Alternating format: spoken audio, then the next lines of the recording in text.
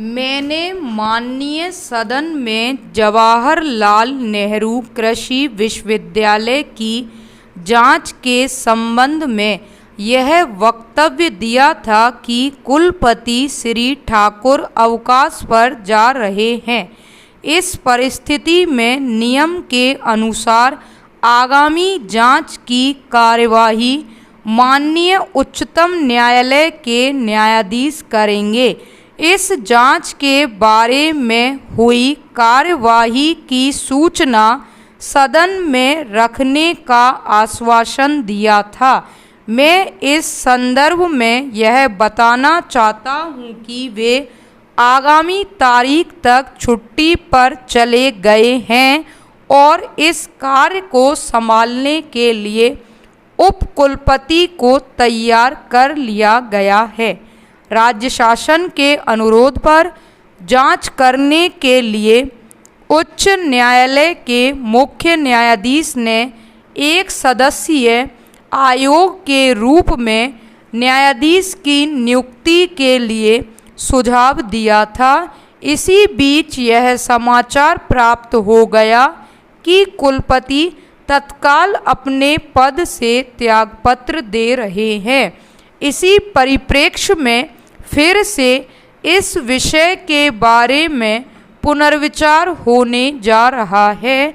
मैं माननीय सदन को यह बतलाना चाहता हूं कि हमारा अनुभव है कि निर्धारित प्रक्रिया और अधिनियम के अंतर्गत या प्राकृतिक न्याय के सिद्धांतों के समुचित परिपालन में जांच कराए जाने पर काफ़ी समय लगना अपरिहार्य होता है और जांच प्रतिवेदन इतनी लंबी समयावधि से प्राप्त होता है कि वास्तव में उसका उद्देश्य निष्फल हो जाता है। उस संस्था से संबंधित सभी महत्वपूर्ण लोगों का ध्यान और समय जांच से संबंधित कार्यों में इतना अधिक लग जाता है कि उनका सामान्य कार्य ठीक ढंग से नहीं चल पाता है। आपको ज्ञात होगा कि कृषि विश्वविद्यालय संस्था, जिसका मुख्य कार्य कृषि क्षेत्र में अनुसंधान और विस्तार करना है, इस तरह से जांच पड़ताल में शक्ति का नितांत अपव्यय हो जाता है। संबंधित जांचकर्ता का समय, शक्ति, शासकीय धन राशि का उपयोग आदि विश्वविद्यालय के निर्दिष्ट कार्य पर यदि किया जाए तो प्रदेश के लिए बहुत फायदेमंद साबित होगी।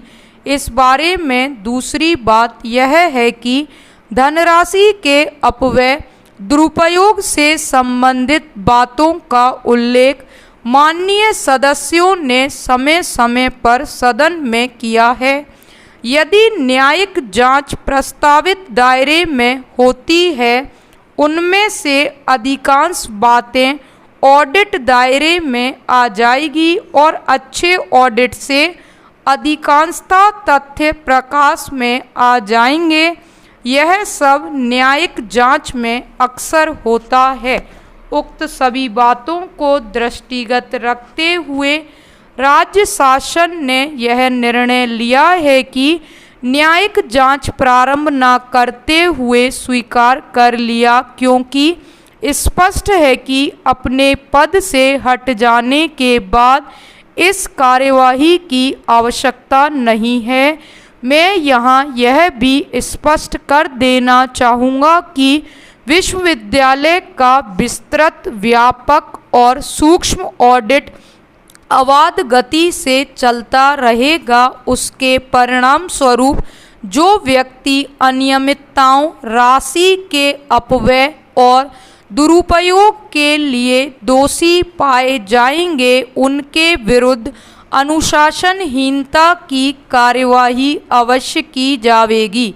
मुझे विश्वास है कि उनके त्यागपत्र देने से और उसके स्वीकृत हो जाने पर इस अध्याय का पर्दाफाश और प्रकरण का खुलासा जिस ढंग से होगा, निश्चित रूप से वह विश्वविद्यालय तथा राज्य की संपूर्ण जनता के हित में होगा।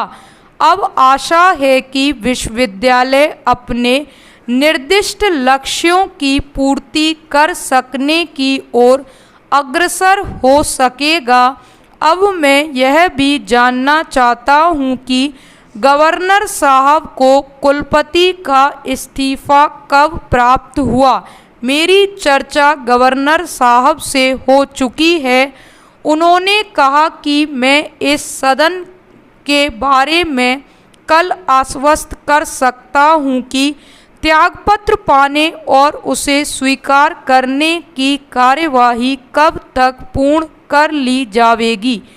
इस पर चर्चा करते हुए राज्यपाल महोदय ने कहा कि वे उनका त्यागपत्र प्राप्त कर लेंगे, इसलिए सदन के सम्मुख यह स्टेटमेंट बड़ी जिम्मेदारी से दिया जा रहा है।